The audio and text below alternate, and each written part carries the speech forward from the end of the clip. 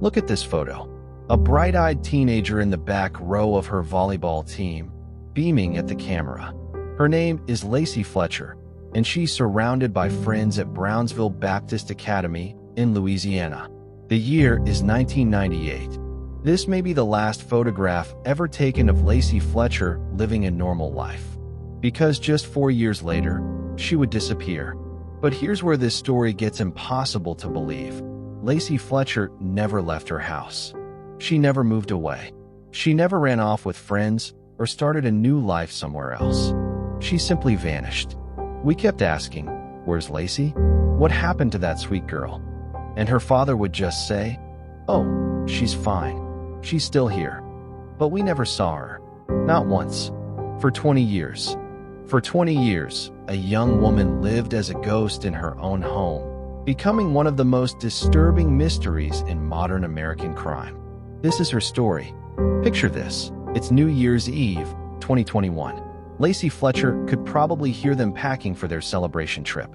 Clay and Sheila Fletcher were going to ring in 2022 by going out of town, leaving their 36-year-old daughter alone. But Lacey wasn't packing. She couldn't pack. All she could do was sit in her prison and watch them leave. What other choice did she have? She was trapped, unable to leave her living room, unable to see the sun. She couldn't walk outside, couldn't talk to friends, couldn't even walk to the kitchen when her stomach rumbled. We don't know if she felt relief knowing they'd be gone, or fear about being left alone. Would they leave her food? Water?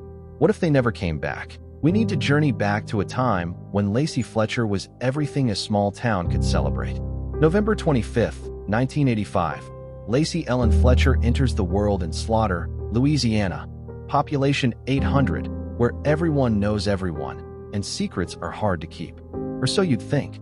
Slaughter, Louisiana. The name alone would later seem prophetic, but it's actually named after the original landowners, the Slaughter family. This tiny community sits in East Feliciana Parish, where houses are spread far apart, giving families all the privacy they could want. It's the kind of place where if your dog goes missing, all 800 residents will help you search. Where local aldermen, elected community leaders, are approachable figures you can turn to for anything. Clay Fletcher wasn't just any father in this tight-knit community. He worked for the Baton Rouge Civil War Roundtable, a nonprofit organization that organized historical events and field trips. Clay was known for his dedication to preserving Civil War heritage. Sheila Fletcher was even more prominent. She wasn't just a court secretary handling sensitive legal documents. She was the vice mayor of Slaughter. When the mayor couldn't attend meetings, Sheila would step in. She was someone the community trusted, someone they turned to with their problems. Together, Clay and Sheila Fletcher were pillars of their community, regular churchgoers who never missed a Sunday service. The kind of couple who would help you with your oxygen mask before putting on their own. And their daughter? She was their everything. Lacey was electric. This tiny girl would dominate the volleyball court, fearless, competitive, always making everyone laugh. When we moved to the neighborhood, she was the first person to welcome us. She had this way of lighting up every room she walked into. At Brownsville Baptist Academy, Lacey Fletcher was a star student and athlete.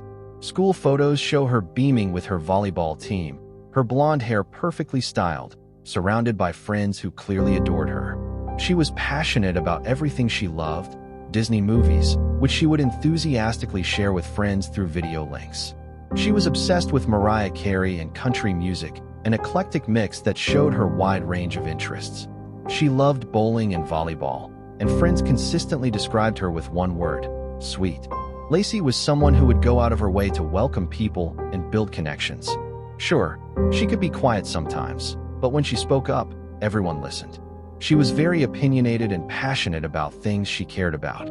But beneath this picture-perfect childhood, something was shifting.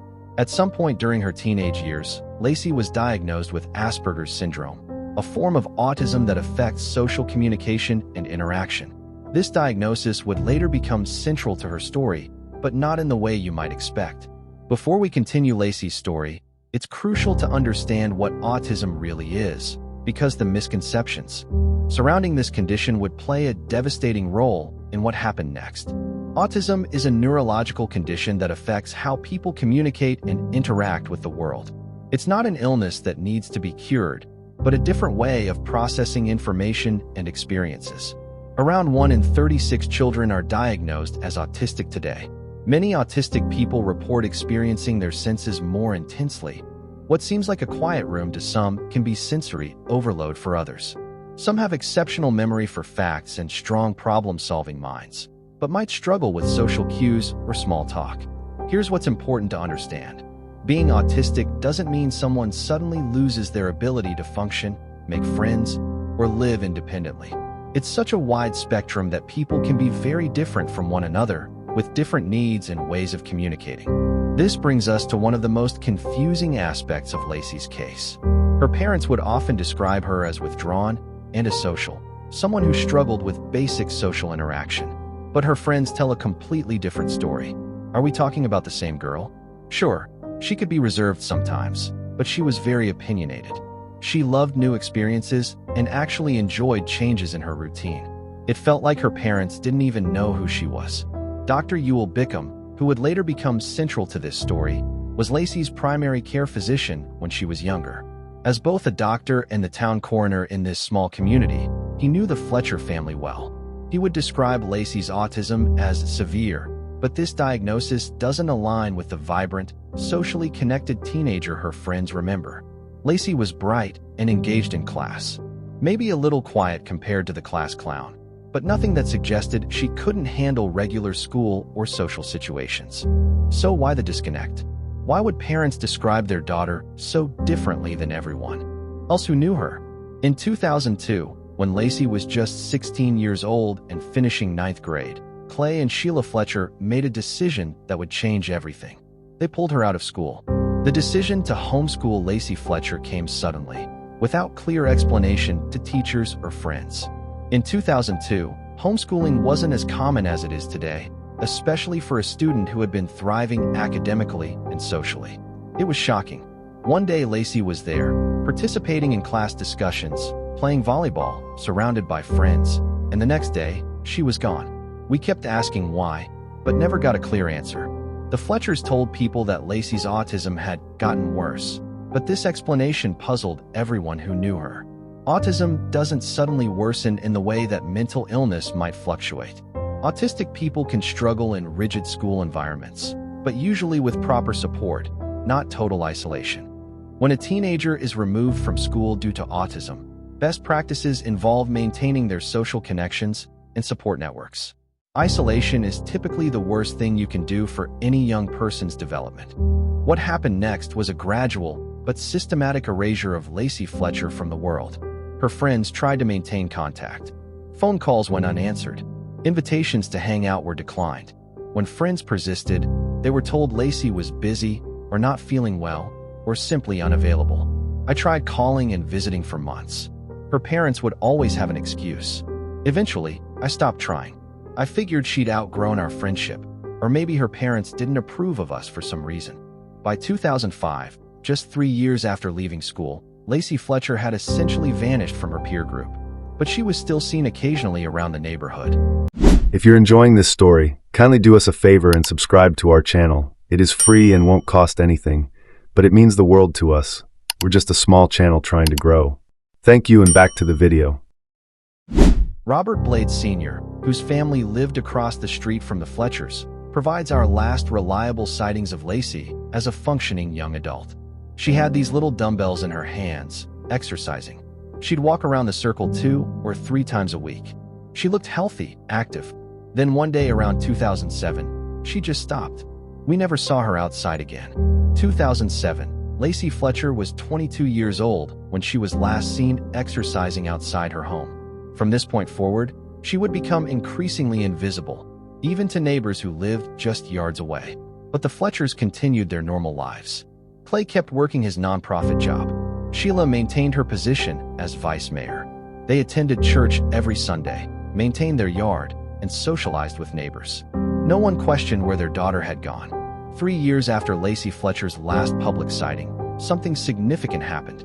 In 2010, Clay and Sheila Fletcher walked into Dr. Ewell Bickham's medical office with a disturbing claim. They came alone.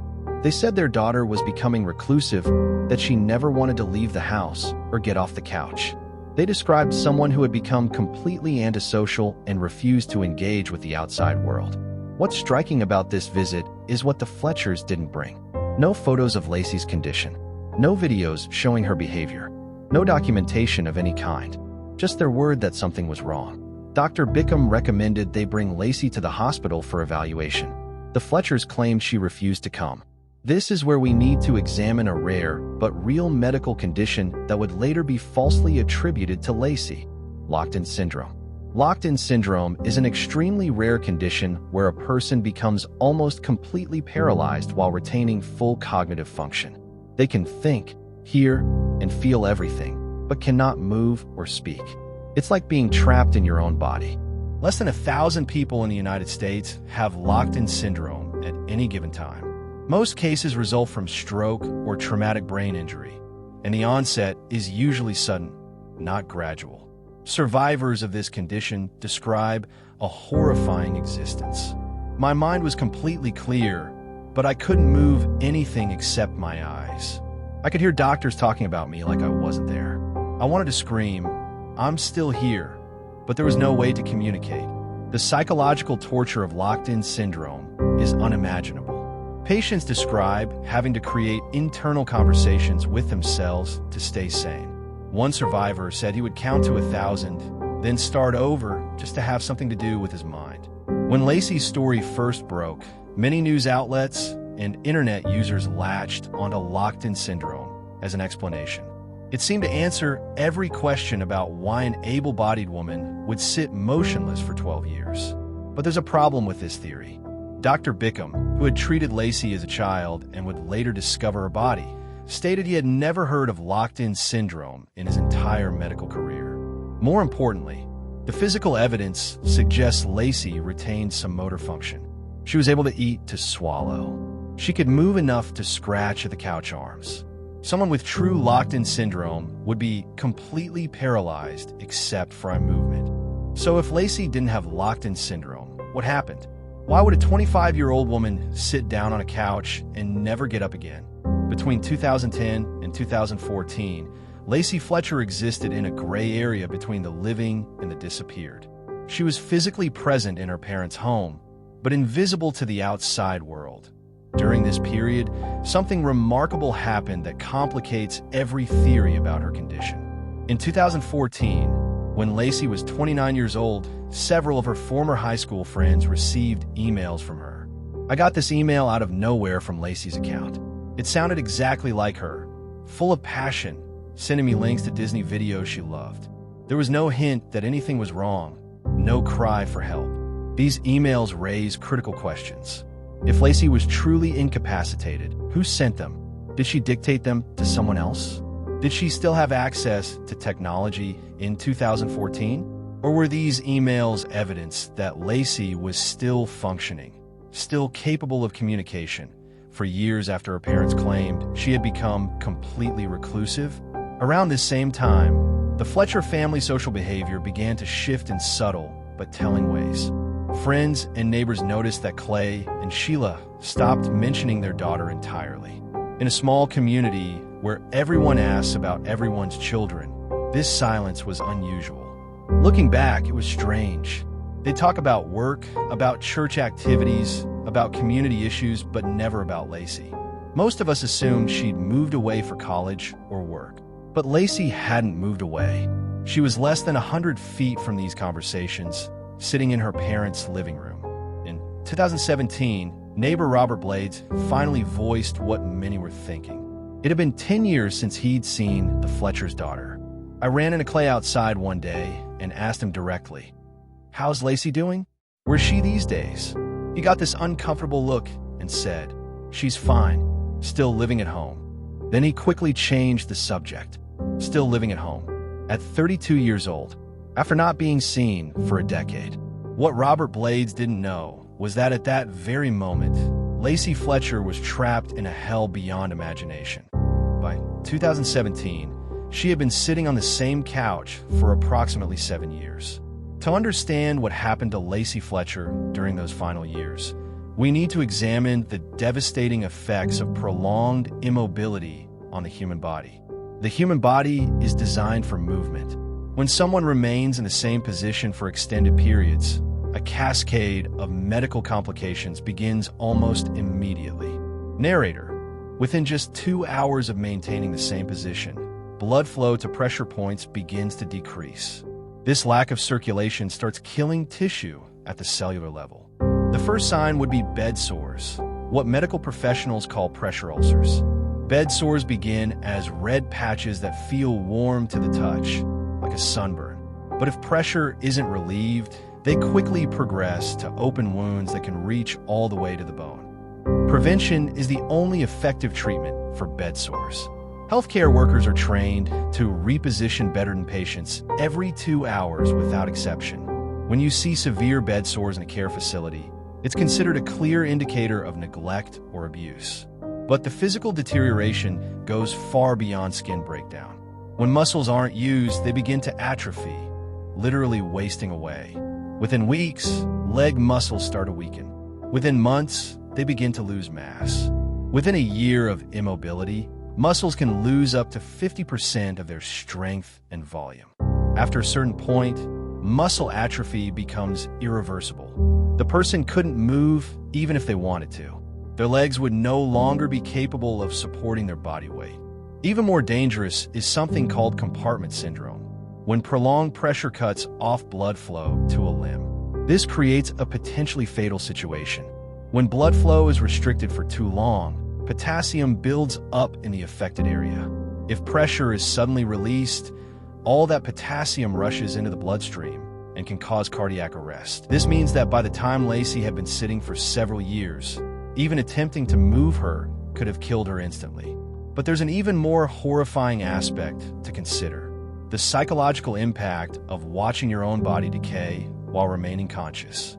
The mental torture of being aware while your body deteriorates is beyond comprehension. The victim experiences every moment of pain, every stage of degradation, while being powerless to stop it. By 2018, Lacey Fletcher had been sitting on the same couch for approximately 8 years. Her body had begun fusing with the furniture itself.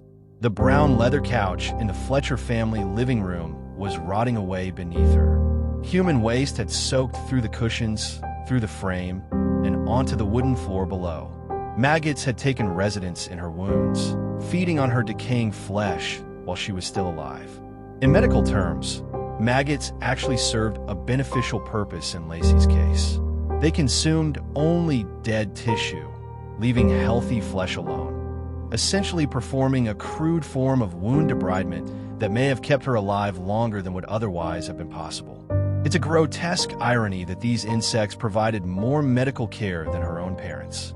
During these final years, Clay and Sheila Fletcher continued their normal lives with chilling regularity. They went to work, attended social functions, maintained their positions in the community. Every evening, they would return home to a house filled with the stench of death and decay. They would watch television in the same room where their daughter was slowly dying. Sometimes we'd smell something off when we walked past their house. But in a rural area, there are lots of possible explanations: septic issues, dead animals, farming smells. We never imagined it could be something like this. The Fletchers had somehow adapted to living with a smell so horrific that it would later overwhelm experienced emergency responders. Whether through olfactory fatigue, the nose's ability to adapt to constant odors, or through sheer psychological compartmentalization, they functioned normally in their daily lives. Meanwhile, Lacey was surviving on whatever scraps of food her parents occasionally provided. The autopsy would later reveal chronic malnutrition, indicating she had been slowly starving for months or years. By 2021, she was eating pieces of the couch foam itself, a desperate attempt to fill her stomach with anything she could reach. December 31st, 2021. While the world prepared to celebrate the arrival of 2022, Clay and Sheila Fletcher packed their bags for a New Year's trip. They would leave their dying daughter alone for nearly 48 hours. January 3rd, 2022, 2:30 a.m. After 12 years of silence, 12 years of hiding one of the most horrific cases of neglect in American history, Sheila Fletcher finally made a phone call. But why now? What finally compelled her to dial 911? Some believe a neighbor had seen Lacey's motionless form through a window and confronted the Fletchers with an ultimatum. Call the police, or I will. East Feliciana Parish 911. What's your emergency? My daughter. She's not breathing. I think she's gone. When Dr. Ewell Bickham arrived at the Fletcher home, the same man who had treated Lacey as a child and knew the family well, he was immediately overwhelmed by an odor unlike anything in his 30-year medical career. There was a stench of feces and decay that you couldn't hold your breath through. I had to step outside several times just to compose myself. I couldn't eat properly for a week afterward. What he found in the living room challenged every assumption about human dignity, parental love, and the limits of medical neglect. Lacey Fletcher, now 36 years old, weighed only 96 pounds on her 5-foot frame. She had literally become part of the couch, her body fused with the rotting furniture in a human-shaped crater filled with waste and decay. The official cause of death was sepsis, blood poisoning caused by the massive infections throughout her body. But the path to that final diagnosis told a story of unimaginable suffering. Lacey Fletcher was pronounced dead at 3:07 p.m. on January 3, 2022. Medical evidence suggested she had been dead for 24 to 48 hours before her mother called for help. She may have died on New Year's Day.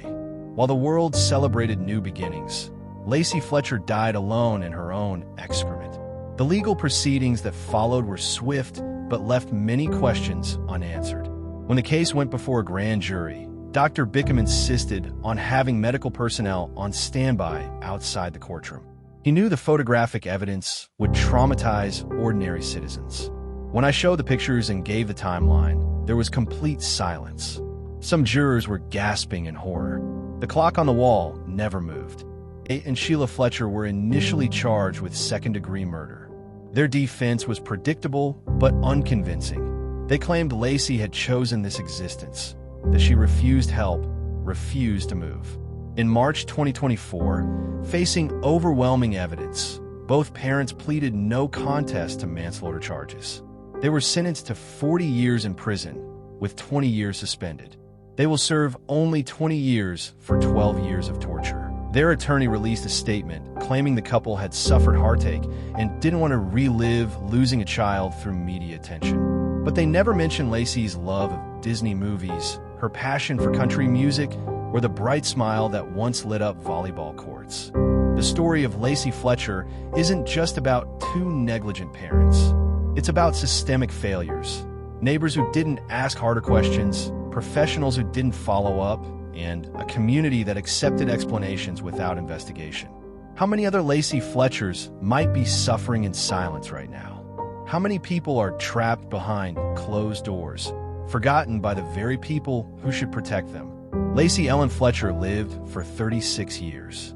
She was once that bright-eyed teenager beaming with her volleyball team, full of dreams and possibilities. Instead, she became a ghost in her own life, disappearing in plain sight while the world moved on around her. We tell her story not for shock value, but as a reminder that the most vulnerable among us depend on all of us to notice when they vanish, even when they never leave home. Her name was Lacey Ellen Fletcher, and her story must never be forgotten.